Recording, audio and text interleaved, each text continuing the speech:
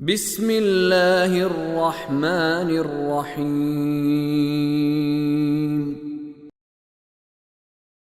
قد افترينا على الله كذبا إن عدنا في ملتكم بعد إذ نجانا الله منها وما يكون لنا أن نعود فيها إلا أن يشاء الله ربنا وسع ربنا كل شيء علما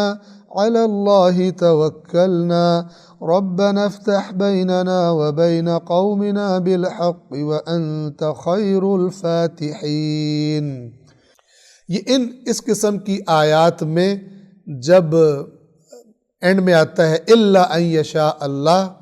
تو وہ اصل بات پہلے والی ہوتی ہے، لیکن اللہ کی قدرت تاکہ ذہنوں سے نہ نکل جائے، یہ لفظ لے کر اللہ کے بندے بھی آتے ہیں اور قرآن بھی، اللہ کے انبیاء بھی اپنی ہر بات میں جو بات ان کے اختیار میں وہ کر کے بھی کہتے ہیں مگر یہ کہ اللہ کچھ چاہے۔ جب حضرت ابراہیم کو دھمکیاں دی تھی ان کی قوم نے کہ ہمارے جو معبود ہیں وہ تجھے نقصان کر دیں گے، یہ کر دیں گے، تو انہوں نے کہا تھا کہ میں کیوں ڈروں تمہارے ان معبودوں سے جب تم اللہ سے نہیں ڈرتے؟ میں نہیں ڈروں گا اور یہ میرا کچھ نہیں کر سکتے مگر یہ کہ میرا اللہ کچھ چاہے تو وہ مجھے نقصان پہنچا سکتا ہے، وہ کچھ کر سکتا ہے، یہ تمہارے معبود، جھوٹے معبود، یہ مجھے نقصان نہیں پہنچا سکتے۔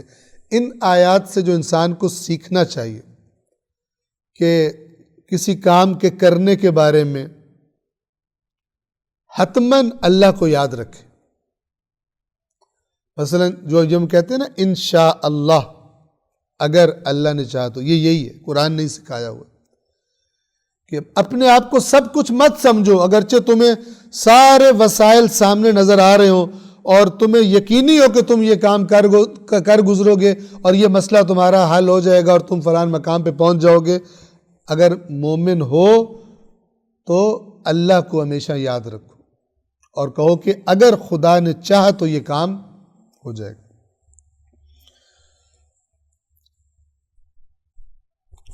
ہمارے لیے اس مذہب کی طرف پلٹنا کسی طرح ممکن نہیں مگر یہ کہ ہمارا رب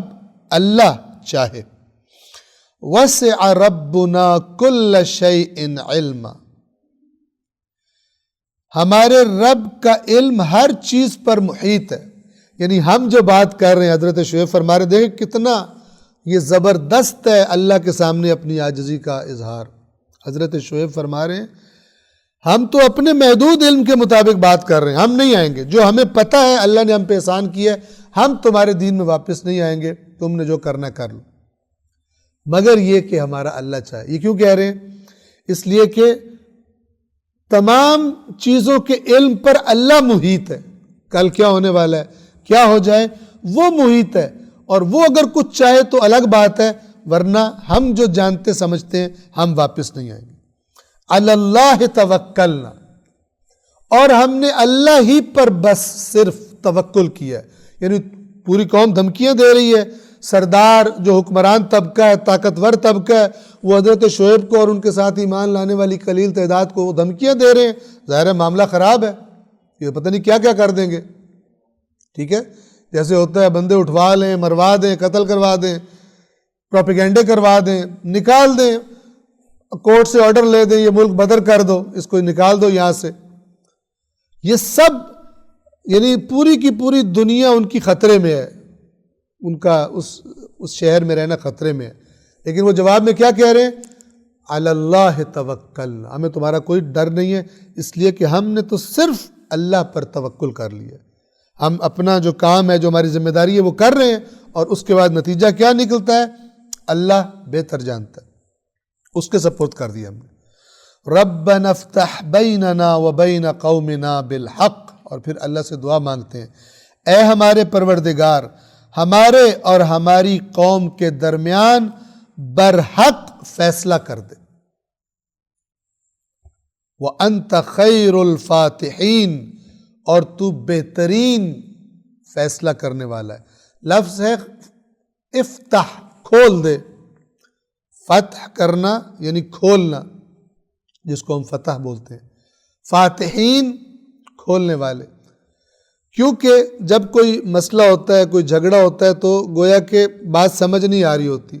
چیزیں آپس میں مکس اپ ہوتی ہیں، تو فیصلہ کرنے والا گویا اس کو کھول دیتا ہے اور واضح کر دیتا ہے کہ یہ حق ہے اور یہ باطل ہے. اس لیے فیصلہ کرنے والے کو بھی اس معنی کی مناسبت سے فاتح کا لفظ اس کے لیے بھی استعمال کیا جاتا ہے کہ اے ہمارے پروردگار، ہمارے اور ہماری قوم کے درمیان برحق فیصلہ کر اور تو بہترین فیصلہ کرنے والا ہے. اب ظاہر ہے ایسی باتیں طاقتور لوگ اور جن کے ساتھ اکثریت ہے، وہ لوگ ایسی باتیں ایک چھوٹی سی جماعت سے سنیں جو پہلے ہی بغاوت کا کیس جس پہ چل رہا ہے کہ تم نے آباء و اجداد کا دین چھوڑ دیا، ان سے اتنی جرأت مندانہ باتیں سنیں تو ان کو اور آگ لگ جائے گی. اور دنیا دار بندے تو سمجھتے ہیں یہ ان کے دماغ چل گئے ہیں کہ یہ پورے سب لوگوں کے ساتھ یہ ٹکر لینے کو تیار ہو گئے، نہ ان کے مال بچیں گے، نہ کاروبار بچے گا، ان کی نیشنلٹی ختم کر دی جائے گی. انہوں نے کہا نکلو یہاں سے، تمہاری نیشنلٹی بھی ہم نے ختم کر دی ہے، ان کا پاسپورٹ بھی مثلا وہ کر دی، جیسے آج کل ہتھکنڈے ہوتے ہیں، بشرطے کہ حق کے لیے ہو، کرنے والے حق کے لیے کر رہے ہو. تو یہ ساری مصیبتیں پہلے بھی جو خدا کے نافرمان طاقتور حکمران ہوتے تھے اور ان کا جتھا جو جن کے مادی مفادات، جن کے سارے کاروبار انہی کے ساتھ چل رہے ہوتے تھے، ان کی کمائیاں وہ ایسا ہی کرتے تھے. تو ان کو اور ظاہر آگ لگے گی کہ ان کی چند افراد ہیں اور ہیں بھی کمزور، اور یہ ہم سب کو چیلنج کر رہے ہیں کہ کر لو جو کرنا ہے تم نے. اللہ العلی العظیم.